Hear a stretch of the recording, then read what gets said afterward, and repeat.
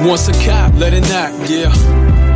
I for one thing we should celebrate redemption instead of condemning it. Corey Pegues, up, talk your truth, bruh. Check it out. Once a cop. Pull up a seat. You're now in Corey's Corner, where right conversations matter. I'm your host, Corey Pegues, and I always keep it right, not real.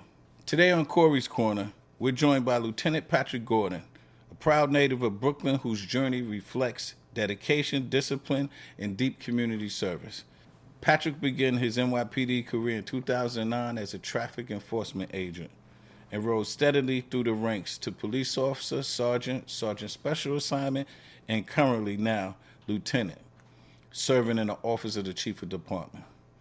Over the years, he served in key commands across the city, including the 7-9, the 8-3, and the 8-8 precincts, PSA 3, the Strategic Response Group, Community Affairs Bureau, and the Office of the Police Commissioner.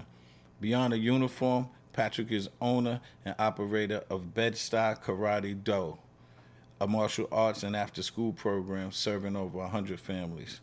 His commitment to giving back has fueled major community initiatives, book bag drives, holiday toy distributions, Thanksgiving dinners, and free NYPD prep exams for young people.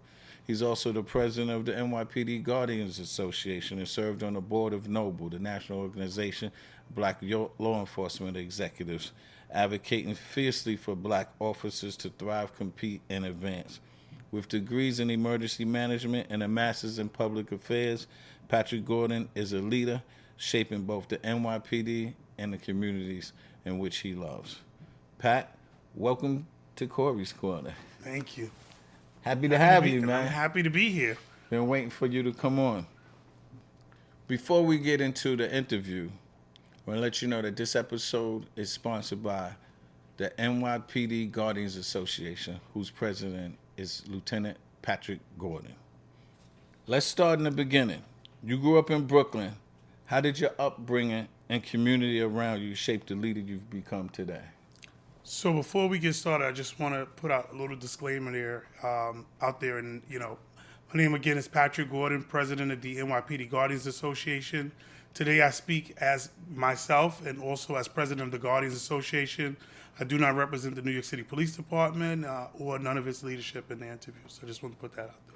Thank you very much for putting that disclaimer. But I love that question. I think everything about growing up in Bed-Stuy, just seeing interactions between the police and young people in Bed-Stuy in the early 90s, early 2000s, it really helped shape, how I police today. And I'll give you an example. I remember being a young man standing in front of my karate school and being stopped by a police officer. We had some cups in our hand. We had some juice. And they stopped. They driving in a van. They stop, jump out, take the cups, put their nose to our cups to see if it was alcohol. They put their nose to each of our cups. What? And it's all right. You guys are good to go. They gave us the cups back for us to finish drinking the juice that we had. So things like that, I think it helps shape the way our police, and now as a supervisor, the way I think that we should make sure our cops are policing the community. I think that those experiences help shape who I am today.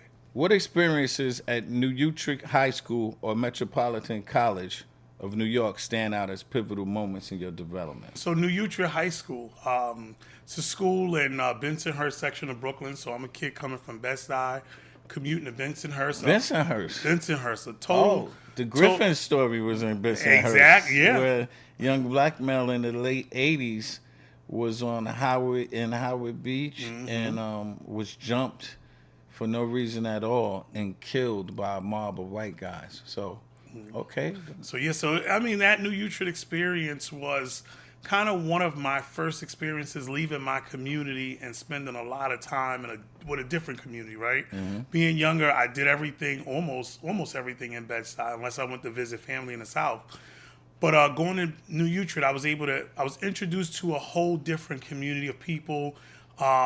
And the experiences, again, those are some things I believe helped shape me as well. Some of the comments and jokes that we would hear, because, being a black male, we were the minority by far in New Utrecht and Bensonhurst, Brooklyn. And so I got an opportunity to deal with other groups, and I saw things, I heard things, and I learned from those things. They gave me more. I think it made me more of a fighter. They made me want to succeed even more than I did previously. Yeah. At what point did you decide to pursue a career in law enforcement? So, because as I said on your bio, your intro, you went the route of becoming a traffic agent. And so for the audience, New York City Police Department is actually in control of traffic agents. So it's kind of cool that he went from the very beginning of traffic agent, and he will be a chief one day to rise up. So that's pretty cool. No, yeah. So the traffic story, I actually joined traffic at 18 years old. Wow. I was going to school at night and working during the day. When I was applying for the police department, I found that the cops could do like 20 years and then they could retire. Yes, and 20 so and out. 20 and out. Yeah, I mean that 20 and out really sold me. I thought I was getting ahead of the system by starting to work for the city, going to school at night. So the whole purpose of going to traffic, I thought that it would propel me and get my time account. And something so interesting actually about that, I literally got a text today. I couldn't sponsor it because I'm not an elected, but I wrote a bill that allows traffic agents to get their time counted towards their 20-year nice career. On the end? No, up front. Up front. And so it passed in the New York State Senate, passed in the New York State Assembly. This summer, City Council gave us the home rule resolution, and so all we're waiting for is Governor Hochul to sign it. And I was communicating with people from her office today. We expecting it to be signed any day now. Nice. Yeah. Congratulations. That's big. Thank you. Big for the traffic agents. That's nice. What did that role teach you about the city and about the people? Because let's just be honest. Mm-hmm. No one likes traffic agents. It's true. No, I despise them to this day. No one likes traffic. When a traffic agent walk up to you to give you a ticket, and you get that asshole traffic agent that don't want to give you a break. But being a police officer for so many years, I also understand that they have performance measures. They can't let everybody go. Absolutely. But nobody likes them. How was that experience? So I'll tell you what's so funny about that is that traffic agents don't like traffic agents. So, we would have, people that were colleagues getting tickets from other colleagues. So, I think that feeling is kind of mutual. So, everybody feels that way. Yeah. You've been assigned to multiple precincts and bureaus across the NYPD. Which assignment challenged you the most and why? I love that question. The most challenging one, I think, but it's also the most rewarding one, has been my time working in the chief of department's office and the police commissioner's office.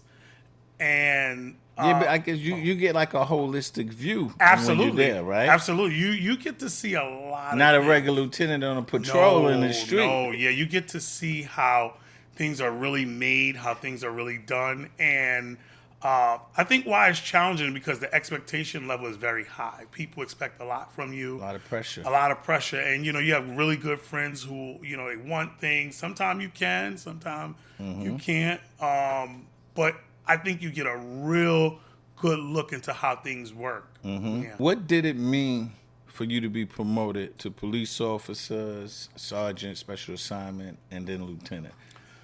So for me, promotions have, and I say the same thing about the men and women of the Guardians Association. I think promotion for us people as color is crucial, and the reason why I feel like that is because it's the same thing when we're out there policing in the street, right? Things come down to discretion. It comes down to how well you can relate to somebody's experience. Life experience, yeah. And I think that different groups have different experiences. And this is one of the things as a president of the Guardians that I'm laser focused on. I notice, and I've brought this up in a few instances, that the disciplinary is so different, right? You'll see blacks make up like 17% of the department's uniform side. But on any given day, we could account for 30, sometimes 40% of the people that's suspended, modified. It's very similar with Hispanics, right? And my belief is that how we're viewed, and this is an American issue, right? It's not just a police department issue. Yeah. I think that whenever we're involved in something, it's automatically viewed as criminal. And when other people get involved in things, it's, the young person made a mistake. It's a little bit of misconduct. But I think that anytime we're involved in something, it goes straight to criminal. And I think that has impacts on the discipline of it, right? And so why I think it's important, because these decisions, could go different ways depending on who the patrol supervisor is, who's the duty captain, who's the duty chief, and so that's why I think it's very important that we have a seat at the table.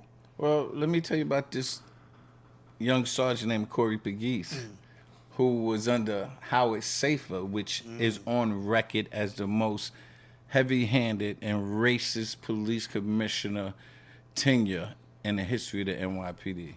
So I had a civilian complaint that the girl said I did something. I said I didn't do it. Let's go to trial. Right. They offered me 5 days. I went to trial. The trial room, we have a trial in the NYPD, just like a regular trial outside. The advocate, after the trial, recommended 15 days. So remember, they offered me 5, went to trial, recommended 15. Right. It went up to Howard Safer. He gave me 30 days and a year. Wow. Suspension. So the 30 days is they taking 30 vacation days, and the 1 year is 1 year on probation. If you sneeze, you can get fired. So I totally understand the plight of young black officers in the NYPD. So for all the young black officers looking, if they offer you 5 days, just take it. Just take it. Don't play games with these people. It's still a kangaroo court. Yeah. I'm pretty sure it hasn't changed much from when I was there. Now you're assigned to the officer chief of department. What does your day-to-day leadership role look like? So I'm actually now assigned to the police commissioner's liaison unit. Okay. But I just left the chief of department. I remember when that unit started. You know the first black officer was in the police commissioner's liaison unit? No, I don't know who it was. First grade detective Dennis Jones. Oh, I love that guy. He was the first one. Shout out to Dennis, my brother. Okay, I love Dennis. Yeah. Good. Police Commissioner Ray Kelly started put a black, Hispanic, Asian, Yeah. different representatives. And that's important because I believe that everybody want to feel representation. Everybody should have an opportunity to get your concerns to the powers that be. And so I think that having representation of varying backgrounds is crucial, man. It is. And it's nice to have, somebody that represents a particular segment. If it happens in the Muslim community, you have the Muslim representative show up. Yep. Because then the people are more easy with the cop. Oh, he's a Muslim, or it's a Hasidic person there, so on and so forth. And being from that unit, people know that you have the police commissioner's ear. You can get a message to the commissioner, which is important. It's very important. So, I think that it's a great unit, and I think with the right people, it's a perfect place. Yeah, that's great. It's funny because when I was a police commander and something happened and a liaison would come from the police commissioner office, usually like a detective or a sergeant or a lieutenant. I'm a captain or an inspector, and I would tell the cops, listen, if the liaison shows up, that's the police commissioner speaking. Do you understand? Yeah, a lot of times. I don't want no smoke. I don't want no smoke. Just let's take care of them, give them the information. Because you know how some people could be really snobbish. Want to give them information. I'm a lieutenant. You got this detective coming up. So, detective / police commissioner. Right, yeah. Give them the information, please. And you want to get these people in and out. I remember being a sergeant on the desk, and, duty captain come in. It's like, I want to get them in and out. Right. Like, I don't need them sticking around for nothing. Get them what they need. Let them keep it moving. Now, of course, your career, what's one lesson that you learned about leadership that has stayed with you? So one of my favorite quotes regarding leadership comes from someone who was definitely a mentor. He's a lieutenant. He was a lieutenant, Larry Francis. He passed away. Rest in peace. That's my guy. Yeah. So I remember when I was getting ready to get promoted to sergeant, Larry pulled me in his office and he says, Pat, He says, good decision making comes from experience, and experience comes from past bad decisions. And I sat there and I thought about it for a second. He says, listen, when you're going to become a supervisor, you're going to make mistakes, but you'll learn, and those mistakes that you make will help you become a better supervisor. And so I've learned so many, or adopted so many management principles, but I think because who it came from, and that conversation that we had, you won't believe this, that was the night he passed. Wow. We had that conversation. I never forget. I was leaving work. I signed out around 3:40 that day. I was headed to the karate school. Right. And he grabbed me. He's like, Pat, I was getting ready to get promoted the next month. We didn't know when the class was going in. All I knew, the next class I was going in. And he grabs me, come in the office. I know you're getting ready to get promoted soon. We talked for an hour. Wow. And I had already signed out. I looked at the time. I said, Lou, I'm off the clock for over an hour. I got to get to the karate school. He's like, I'll see you tomorrow, my man. And that night I got the call that he passed. Within 3-4 hours of us having that conversation where he gave me that quote. So that always stays with me. Wow. Yeah, rest in peace to Larry. He was a good brother. So what are your thoughts? We have a new mayor, right?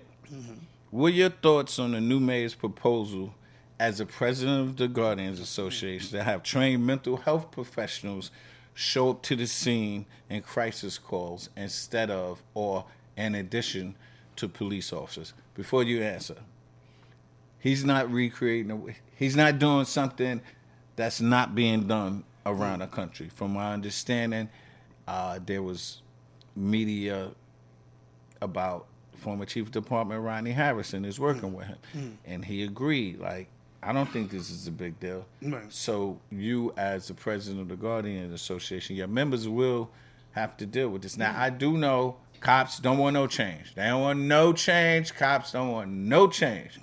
But I really think this is a great thing. What's your feeling on that? So to tackle that, that about people don't like change, right? And I think the only thing we hate more than change is things staying the same. So you stuck.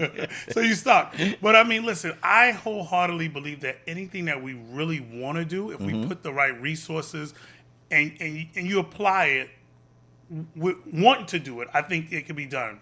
So, I say that to say, I'm optimistic about the plans. Again, I think if you have the right people who want to do it, they can carry it out. This is, like you said, this is something that's being done other places and very successful in other and that's places. what I'm saying, exactly. So, if it could be successful somewhere else, I don't see why it can't be here, right? But we just got to have the will and the want to do it. And that's what it's going to come down to. And a lot of it is you got, part of leadership, you got to try to motivate people, And so they may be against it at first, but if you show them how it helps them and how it works for them, I think it's just really just getting people to buy into it. And that's part of leading people. Yes, absolutely. Now, he also is making statements saying he don't want to hire more. He want to keep the numbers the same as they are now, whatever, 36,000, whatever, minus the 15,000 civilians. That could be a problem. Attrition, they're saying PBA is constantly looking for more cops. I don't know what the PBA want to do. They want more cops and they want more money. But they got to figure out what they want to do because you can't get more cops and more money at the same time. But what's his name? Headley? That's the president. Henry. I just saw him in Puerto Rico a few weeks ago. Yeah, but what do you think about the manpower? Because attrition is what it is. Now, I do know, everybody's saying cops going to run out the door. Man, damn it, he's a socialist. He's doing all this, all of that. I do know cops ain't running out the door because they got bills. Absolutely. They got responsibilities. Yeah. They got mortgages. They got families. Right. But how you feel about that? And he's kind of maybe pivoting a little bit off that statement. I agree with you. I don't see people running because ultimately your responsibility comes first, right? Exactly. So I don't think people are going to run out the door. And like I said, he met with the Guardians Association. He met with a bunch of the presidents. And my personal experience with him, he seems to be reasonable. I feel like you can talk to him. One of the things that he said is that he want to do more listening than talking. And when we spoke to him, he would ask follow-up questions. He was interested in what we had to say. So my personal experience so far is he appears to be extremely reasonable and like a guy you could talk to. And even if you don't agree on certain things, you can kind of find some type of midpoint with him from my experience of dealing with him so far. Okay, how do you feel about him walking back his defund the police comments? Because remember, a few years ago, he was willy-nilly out there screaming to George Floyd, defund the police and all of this craziness, and now he's running for the biggest, which I believe is the second most powerful position in politics in America, sans the president, and then at least it's the second most recognizable. Absolutely. Nobody know the mayor of Boise, Idaho. Right. A lot of people don't even know what the mayor of Chicago looked like, and that's a big city. It's true. But New York City is a big deal. So he walked back this statement. How do you think he really feels? So I'm a huge believer that, the more you know, the more you grow, right? So, it doesn't necessarily have to be a political reason. It could be, but it doesn't necessarily have to be, right? I think that people over time, they speak to more people, they meet more people, they learn a little bit more. They evolve. Yeah, so you evolve. So sometimes you're like, oh, well, wait a minute, I thought that way because I didn't know this at the time.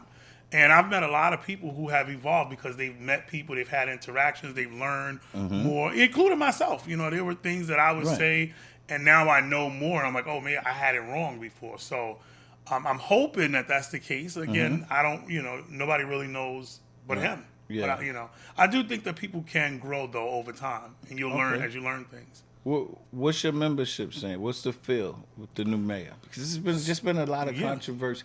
I mean, these conservative newspapers and channels, they just thought, you think this guy was the boogeyman. Like, he's just going to come and kill New York City, which a reasonable person don't believe that. What is your membership? Is your membership, like, up in arms? What's your membership saying? To be honest, we kind of got, like, a mixture. Because we got some people that's extremely excited, and they're optimistic to see what comes. You have some people, which is understandable, that's nervous. I think people are always afraid of change. Because you're afraid of the unknown. Of course. You don't know what it's going to be. So... from my canvas, I feel like we got people on the spectrum is so wide. Okay. Some who are extremely excited and some who are nervous. So, but I think over time he has some work to do and he'll show himself, and hopefully with the right decisions he can gain the support of people who are kind of nervous. What do you think about him retaining Police Commissioner Tisch and her continued leadership, and what does it mean for the stability and continuity in the police department? So I personally think that was a really good decision. I've had the opportunity to work very closely with her, and I think she's somebody that if you really get time to know her personally, you could really appreciate. She's been a really good friend to the Guardians Association, and I spoke about that at our prayer breakfast. She supported us on a number of things, a lot of things. And so she gets it also. And she's the type of person you can have a conversation with her and say, hey, this is where things are. This is how people are feeling. And she's willing to move on things. So I think it was a really good decision. And I'm excited to see what comes of it. Well, let me give you a little pushback on it. Her family donated over $2 million for Mandami not to be the mayor. Oof. And this is a close family. I mean, she's filthy rich. Her family's billionaires, own the Giants, I believe.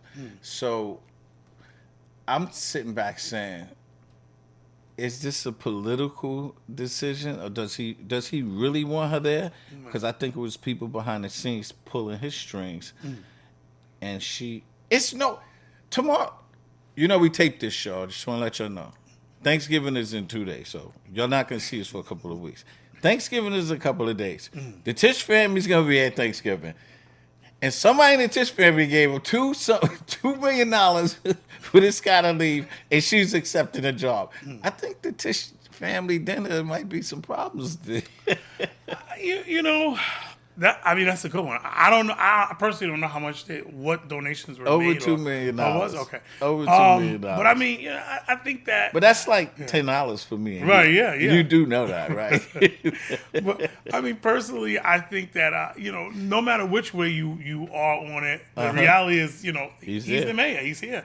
So we gotta just because the reality is, like somebody else said before, like, if they're steering the plane and it crashed, you want to take the pilot. We all going down. All going down. I think we got to be willing to work with them. Give them a shot at least, and... You know who said that comment? I know who said so. Freaking Eric Adams. Eric Adams said that comment. We don't really talk nice about him on this podcast, but we give him that comment. That was a good comment he made. We're going to pivot to the segment on Corey's Corner called Spitfire Round.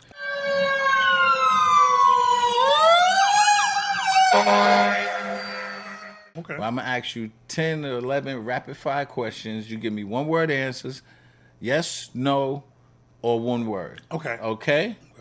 You ready? I'm ready. Brooklyn or Manhattan? Brooklyn. What was your first job ever? Traffic agent. Yeah, you said 18, right? Mm-hmm. Wow. Karate, kicks or punches? Which one are you best at? Kicks. Okay. One word your officers would use to describe your leadership style. Fear. Favorite place to eat in Bed-Stuy? Bed-Stuy fish fry. Fish fry. Okay. If you weren't in law enforcement, what career would you choose? Definitely teacher. Okay. What's the most important trait a police officer should have? Empathy or courage? Empathy. I agree. Coffee or tea to start the day? Coffee. You kind of hit on this, but what's your go-to motivational quote or mantra? The one I gave you earlier about good leadership comes from experience. And experience comes from past bad decisions. What's one thing most people don't know about you? Believe it or not, that I'm a black belt. I definitely didn't know. Thank you for participating in Spitfire Round. Man, I'm researching for the show.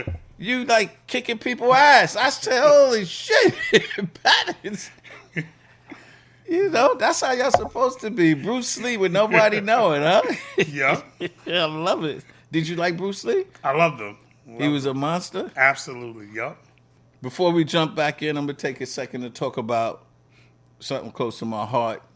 My award-winning book, Once a Cop, The Street, The Law, Two Worlds, one man that was actually turned into an adaptation of a feature documentary on Hulu and Apple TV.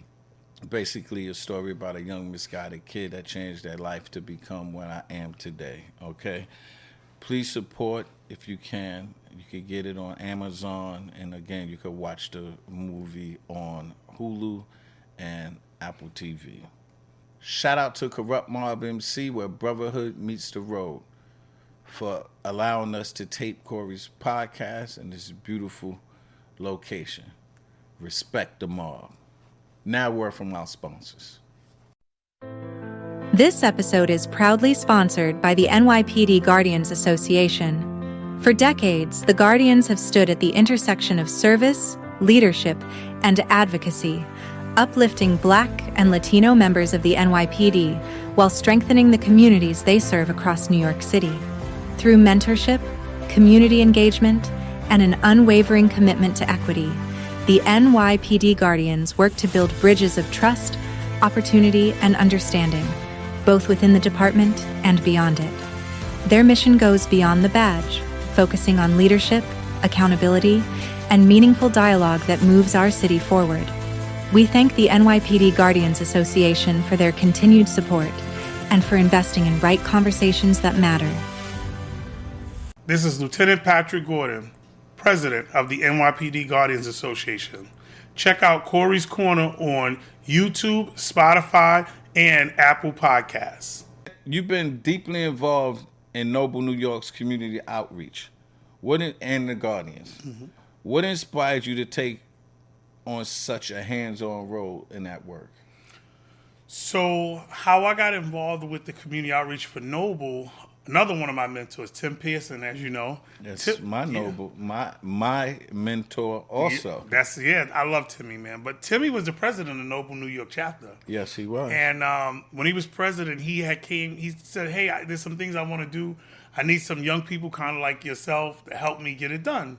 So it's like, yeah, anything you need. So I think the first thing we did community event we did for Timmy was a Thanksgiving event. He wanted to get some turkeys together, and he wanted us to put everything together.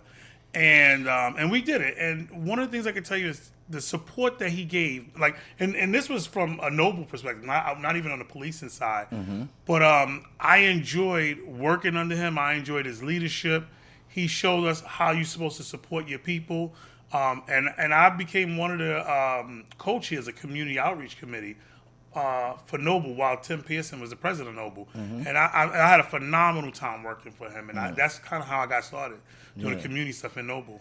Yeah, shout out to Timmy Pearson. He was actually my mentor as an executive, as a junior executive like yourself. He's a good man, a really good man. For those who don't fully understand, can you explain the role of the NYPD Guardians and Noble, both locally and nationally, and why these organizations are so important for supporting Black officers, shaping policy, and bridging a gap between the community and police? Absolutely. This is probably going to be one of my favorite questions of the day because I live this and I do this every day. And so these organizations are important because, well, first off, you know, in the NYPD, we have something like 13,000 uniformed and civilian members who identify as Black, right? Whether it's you're Caribbean American or African American, you got Black skin, we call you Black. Right. And so there's a lot of conversations around promotions, making sure that those look equitable, making sure that what retention practices we have, right? Because a lot of people don't know, like, if you leave somebody doing 20 hard years on patrol, they're going to run out at 20, right? But if you give them a chance to get to a detail where they could get a little bit of relaxation and not be, you know, on the prowl the whole time, they tend to stay a little longer. And I did a whole project when I was going through my master's program about how the NYPD redistributes wealth, right? And what do I mean when I say that? Well, if promotions make a difference, right? Discretionary promotions make a difference, which is outside of our control generally. So if powers that be allow one person to get promoted 2-3 times discretionarily, and you one or none, your pension looks different, right? The schools you could send your kids to, you know, one person could afford to send their kids to private school, the other one might not be able to do it. So, you know, I fight these things hand on because it's a redistribution of wealth if we don't make sure that promotions are fair. And the same thing with just opportunities. This agency, there's 300 and something units in the NYPD, and you should, if you do what you got to do and you perform it to standards, you should have an opportunity to at least get a fair shake at that. And so that's why I think Guardians, Noble, it's our job to, when we identify these things, because a lot of times we do have a voice. You bring it to the powers that be and say, hey, this is what I'm seeing. Take a look at it. And I've done that. Right. This is what I see. Oh, I know you've done that. You've been in the newspaper for doing that. Yeah, you got to take a look at this. You've been fighting. And just so that the audience know, that's like the Guardians and Nobles fraternal organizations for Black officers. They have Asian fraternal organizations, Italian, Irish. There's a bunch of fraternal organizations where there's presidents such as Pat of that ethnicity that's fighting for the rights of the men and women that's a part of that organization. So it's not just the Guardians and Noble, but he's here representing as the president of the Guardians, so we're staying laser focused on what he's doing. But I just want to let the audience know that almost every ethnicity, Muslims, they all have a fraternal organization now. Absolutely. Haitians, like, even Black is Haitians, Jamaicans, all kind. Everybody got. There's about 44. I think there's another one coming up for about 45 now. Fraternal organizations, but these things are very important. I tell people you can't do this on your own, and sometimes, not all the time. Sometimes people just get overlooked.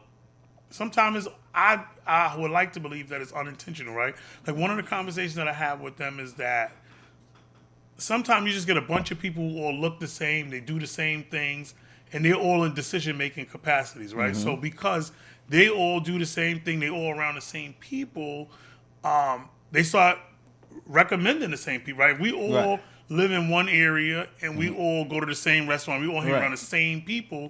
When it's time for a recommendation, we're going to go to what we know. Exactly. And it's not always intentional. Sometimes you do it inadvertently, right? But this is why these organizations got to be like, hey, just remember to look over here too, look over there too. But you need fighters. As you know, I used to be the president, and I started the Noble chapter in Long Island. Yes. It was very, very vocal about the men and women. That was part of my chapter. So, what is the mission statement for the Guardians organization? Absolutely. So our mission, we look to bring to the forefront our men and women who out there who serving. We look to try to make sure people get equitable standards for promotions, equitable representation and discretionary assignments, and and then also community outreach, our work that we do in the community. So we've kind of adjusted some of because we didn't have a clear, believe it or not, you won't believe this, there wasn't really a clear mission statement when I became the president. We did a lot of work, but my team said to them, so we don't have a clear, we know what we do, right? We don't really state it, right. So we kind of looked to had that done a couple months ago. Oh, nice. That's great. So what do you think? How do you think the mission statement will guide the organization's work over the next few years? I think that the mission statement, even though we didn't really have it identified or written down anywhere, we were really moving in that direction. That's kind of what helped us determine what it should read. In terms of how we will move forward, how we'll move going forward, I think we've already, even with the past presidents, we've been moving in that same direction, and as to fighting for equity and around promotions, assignments,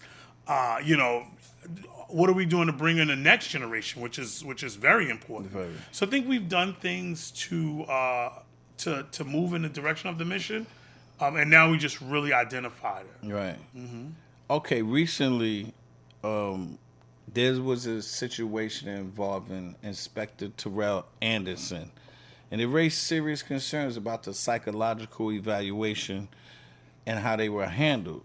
An issue many believe was the fault of the NYPD, but Inspector Anderson was used, in my opinion, as the scapegoat, and that's probably the main reason that I kind of went hard at Mayor Eric Adams, because we both was 100 Blacks in law enforcement in the 90s, and we would have never sat back and watched the hanging of Terrell Anderson.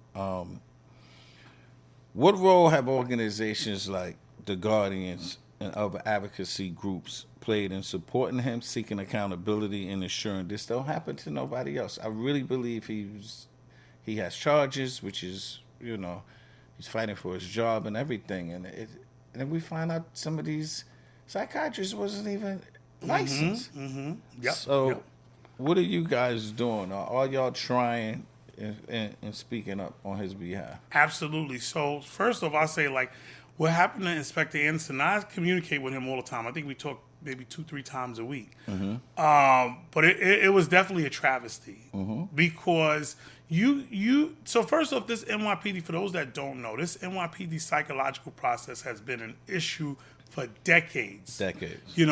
I'm talking to people who's talking about, I remember in the 80s, the issues that y'all complain about now, we had. Also, the issue with this psychological process, my opinion, is it's culturally biased. They don't account for different cultures. They don't account for responses of different cultures. And I'll give you an example. One example, and I know a young man who was disqualified, grew up in Bed-Stuy just like me. Psychologist asked him, do you feel when you walk down the street people look at you? And he said, yeah. They disqualified him and said he was paranoid, right? But he's like, I'm a male black walking through Bed-Stuy in the 90s. Right. That was nice. People would clutch their purse when they get close to me. But you telling me you from the Midwest, you don't have the same experience. So how you going to tell me I'm paranoid? Right. I had another young man who, he was recently, marijuana is legal today. They disqualified him because he said he used to smoke marijuana when he was a teenager. Right. They asked him how often did he smoke. He said, I probably smoke maybe every day, maybe 1 or 2 times a day. Right. The psychologist told him that nobody smokes weed every day unless they're dealing with depression. I said, listen, that's not true. Where I come from, people smoke weed all the time just because. They don't even know why they smoking. They just smoke because they smoking. Yes, but you have somebody who's not culturally competent. They don't understand our culture. And so while we got people going in the police academy with marijuana in their system, because you could get hired with it in your system, it just got to clear before you graduate. Right. And this kid's getting disqualified because he smoked weed 3, 4, 5 years prior. Wow. So, because they tell him he got to have some type of depression. I said, that's not true. That's why it's just so messed up. It's so discretionary. It's really, it's biased. I really think it's biased. As the president of the Guardians, what's your biggest priorities for black officers?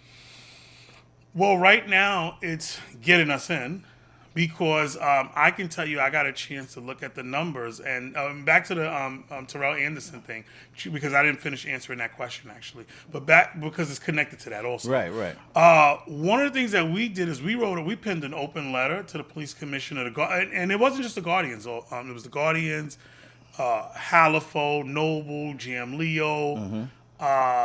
There were, I think, the Hispanic Society, the New York Dominican North Society. We spoke about this psychological process. We have written letters of support. We've been quoted in the New York Times, the Daily News, multiple news outlets, city and state, on our position about when it comes to this hiring process. And I'll say this about the Terrell Anderson thing. What's so sad about it is that they gave a man a problem without policy change, and so they didn't give the proper policy change that was needed. Right? They just put him there and said, this is an issue, it's been an issue 50, 60 years, you go in there and fix it with no policy change. Right. So he's in there doing what he thought was right, and and now it could happen. Like, one person says, oh, I think you should do it this way. New people come and say, nah, it shouldn't be going that way. Right. And now so I think that what should have happened is there should have been policy changes at the onset. We could have identified where the issues were, and we should have created policy and writing so that this didn't happen to him. And, right. and there were smart people at the table who could have and should have done this. Right. It didn't happen, and and now unfortunately he's in this predicament. It's really sad. Shout out to Rob. We here for you, brother. Corey's Corner for sure. Going to keep your name out there. What progress have you seen in ensuring that black officers are competitive, promoted, and supported in their careers? So let me tell you, when I got promoted to captain, I think it was 2005, I was one of 25 black executives in the whole NYPD. Wow. Out of 50,000. Y'all numbers have totally surpassed. Yeah. Y'all probably got 200 black executives, but yes, it's definitely. I guess I just answered that question. Yeah, no, it's definitely because I actually just looked at a captain's executive class about a month ago, and there were 10 of them. They took 10 of them, and of the 10, 7 were minorities. Yeah. So it is changing. Yeah, I got promoted. It was me and Dr. Darren Porcher. Oh, okay, okay. Good brother. Yeah, we was. No, we got promoted to lieutenants, but it was only 2. It was like 70 lieutenants. It was just me and him. Yeah, I mean, it's changing. It's definitely changing. You're starting to see more diversity in the executive promotions, especially for Cal. Like I said, I looked at a Cal. I couldn't believe it. It was 7 of the 10 were minorities that was making captain. And, one thing I will definitely give her credit on, Commissioner Tisha, I'm looking at these new assignments of these new precinct commanders. A lot of young people of color are receiving opportunities to get their first command. And as a former commander, that's how you get promoed. Right, so, you got like Julianne Stapleton, Venice Gale, Bert Anton. There's so many, my homegirl Shoshana Winters, there's a lot of young black captains receiving an opportunity now to get their first command, which will propel them to the next phases in their career. So I'm excited to see it. That's good. A couple of them was cops for me. Wow, you see that? Yeah. Green from Transit. Tamika Green just got promoted. Yeah. So there's so many of them that they're moving forward in the right direction. So I'm excited to see it. And I love it. Yeah. I love it.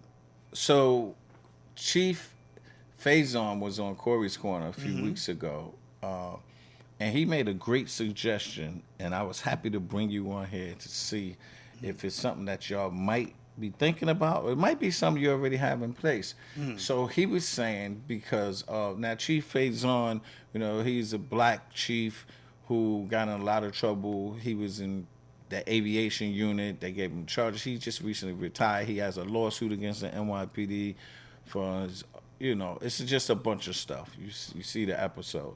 But he was saying, like, these fraternal organizations such as Noble and the Guardians should have a paid lawyer on deck to help the members outside of them using a union lawyer, because he was saying, like, his union lawyer was almost like he laying in the bed with the advocate. Right. Like, so he had to go hire Eric Sanders, my guy, Eric Sanders, who was my previous lawyer before, to help him. And I thought that was a great suggestion. I don't know monetarily if it would work, because you have so many members, and how you divvy it out when you use the lawyer, if it's a big case, if it's a small case. But I think it's a great idea. How do you feel about that? So first of all, on Winston Faison, I love that guy. Like, if there was a handful of people that's some of my favorite people in the job, he falls on that list.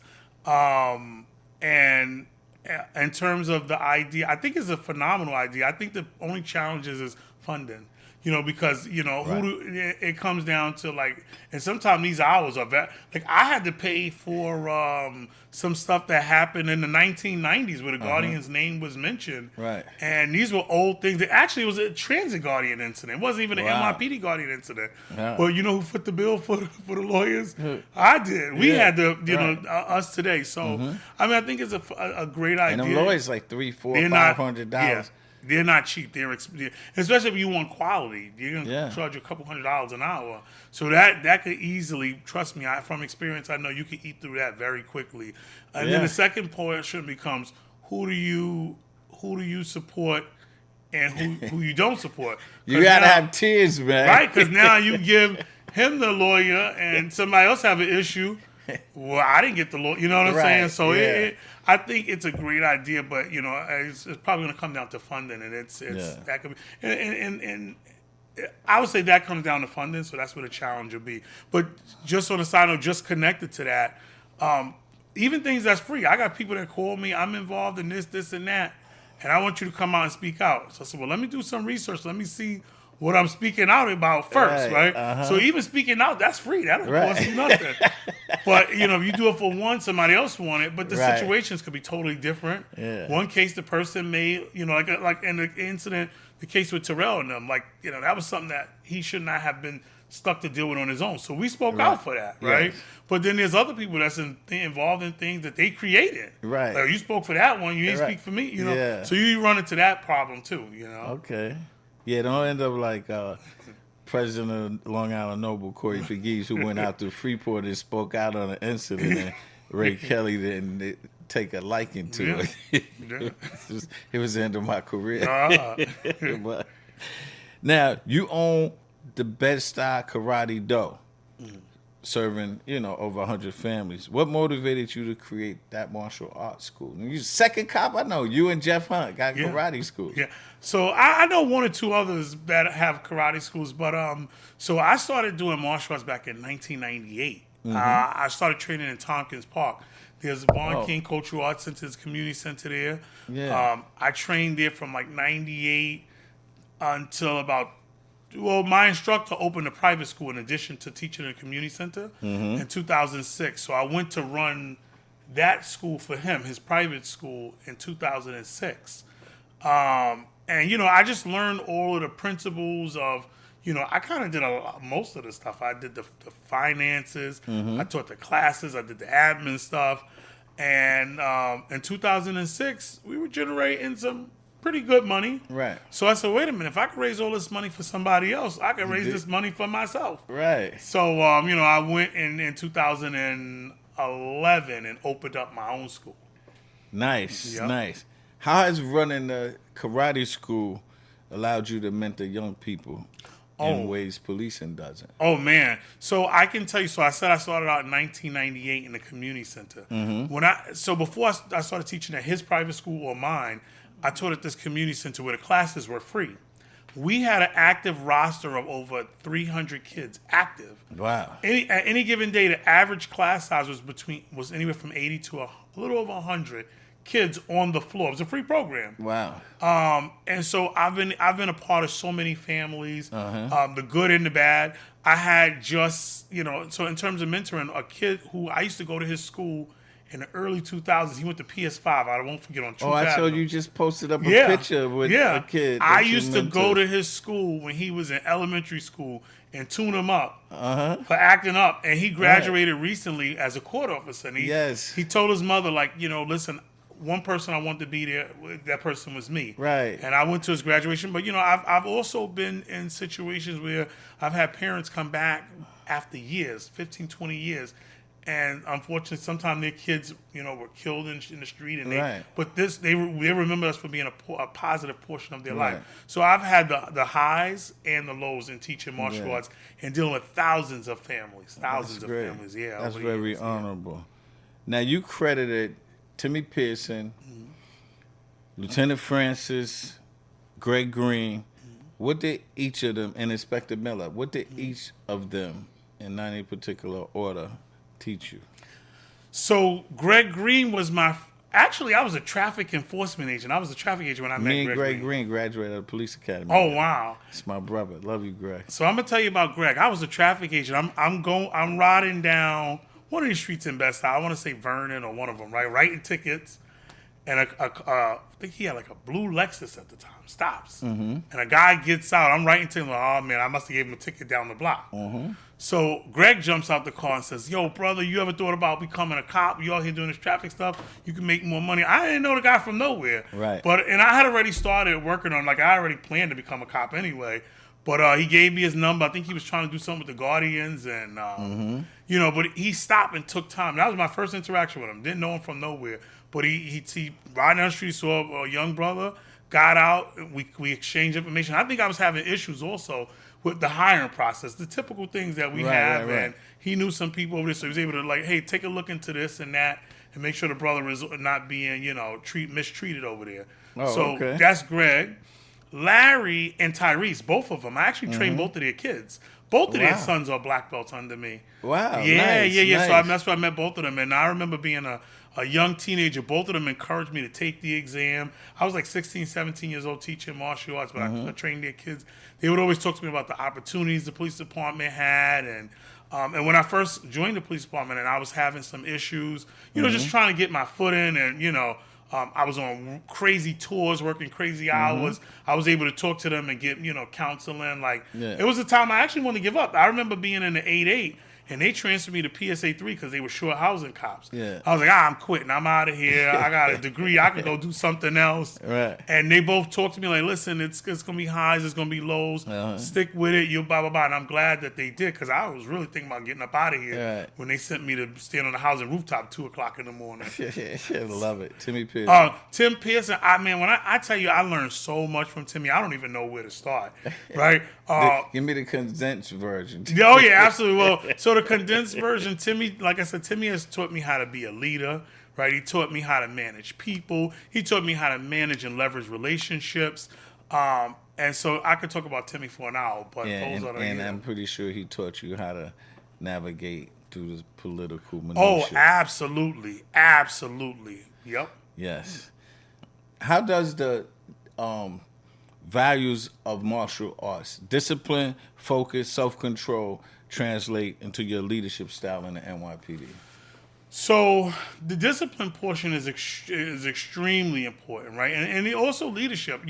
I learned leadership styles and techniques early on, being a black belt. Like I said, I used to teach classes of 80 to 100 people, so I had assistants. But I learned that everybody is different, right? You can't treat people the same. Everybody. They're individuals. People learn different. People comprehend differently at different speeds. And so I think I gained a large amount of appreciation and understanding that people are unique. And, and the same thing when it comes to your management principles. Right. There's some people you could tell them one time, hey, go do this, go take care of that. And you don't got to say nothing else to them. They're good. There's some other people you got to coach them a little longer along the way. And so I learned that, I think, through my martial arts. And the discipline, I had a test of discipline, even today. It helps you not make these rash decisions, not make some of these crazy decisions. You got to sometimes swallow your pride.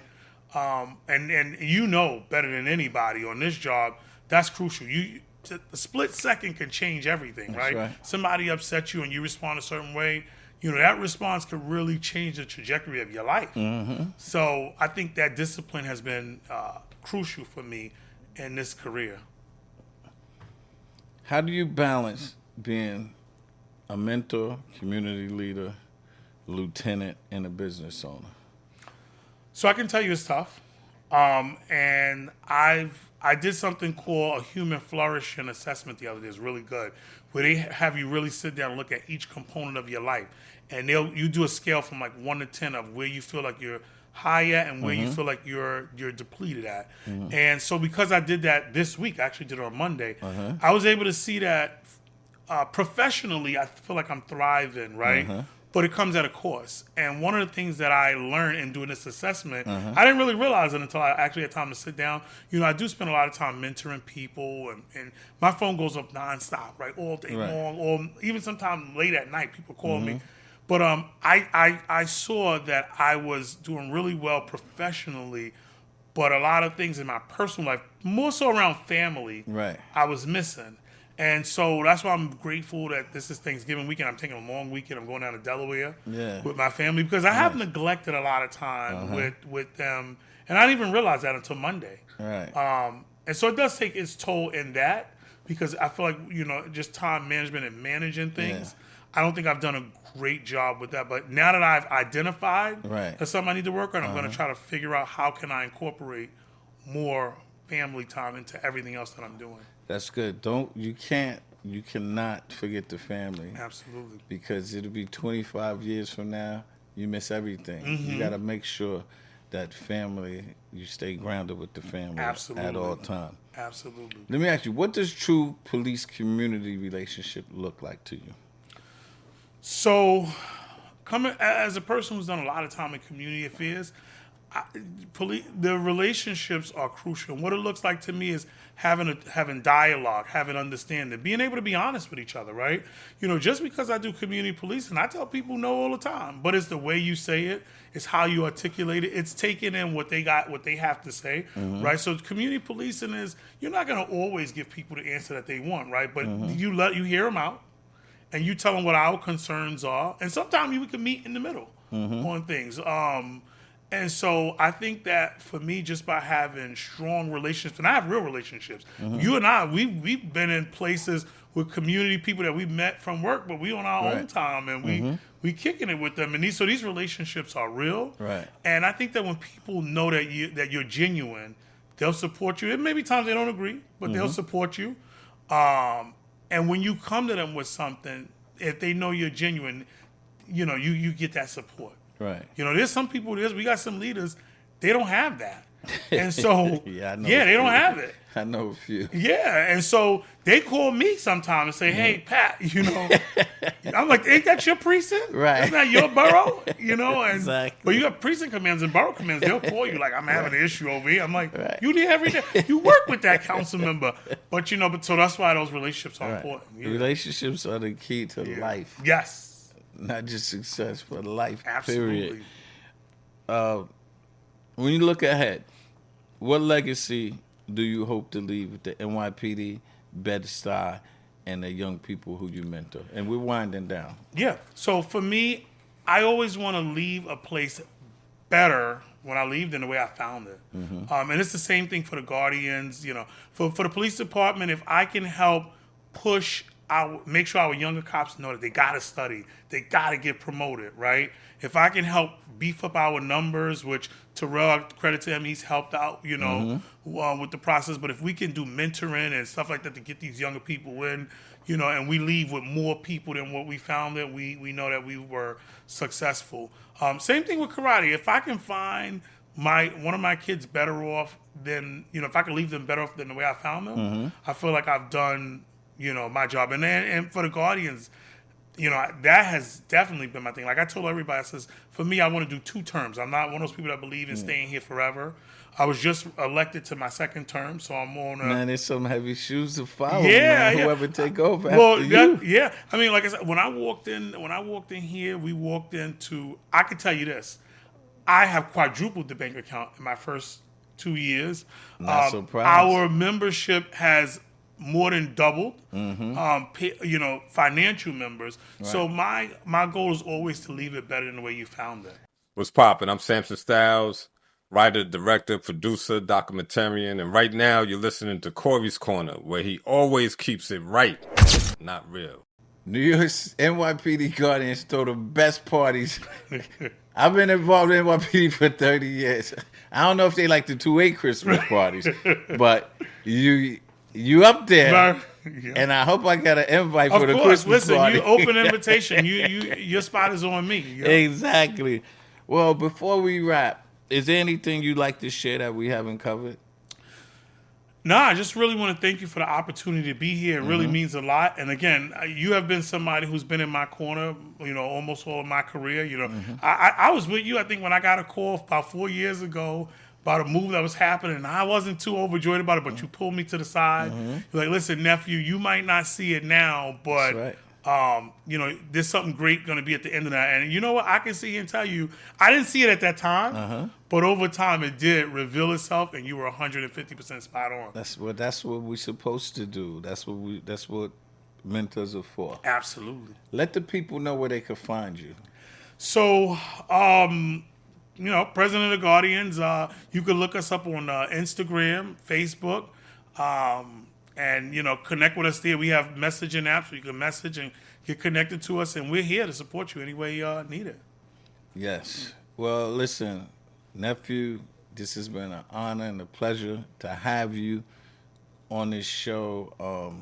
I'm so happy to see how much you have grown into the leader that you have become. I mean, you're not far off on what Eric Adams was in the 90s as far as taking care of issues dealing with black and brown members of the NYPD and the community. You are the 2025 I'm telling you, I lived it. I was there side by side. I don't know who the hell he is now, but you are really doing a phenomenal job, and I hope that you're getting the support from inside, because you can't be on an island of your own, because on an island of your own, they're going to crucify you. Absolutely. And we don't want that. So the members in the NYPD, the members of the Guardians, please cover this brother. I know him personally.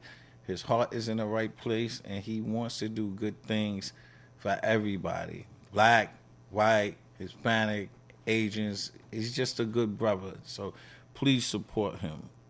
Thank you again for your service, your advocacy, and your commitment to making sure that officers and our communities both have the support that they deserve. We appreciate you for joining us on Corey's Corner.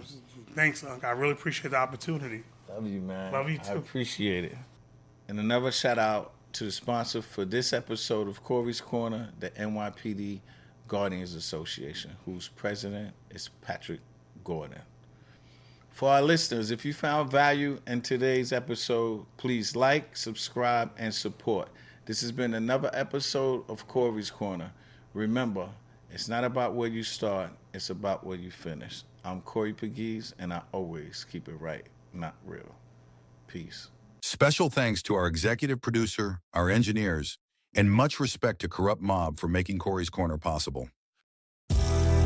Once a cop, let it knock, yeah. I, for one thing, we should celebrate redemption instead of condemning it. Corey Pegues, up, talking truth, bruh. Check it out. Once a cop.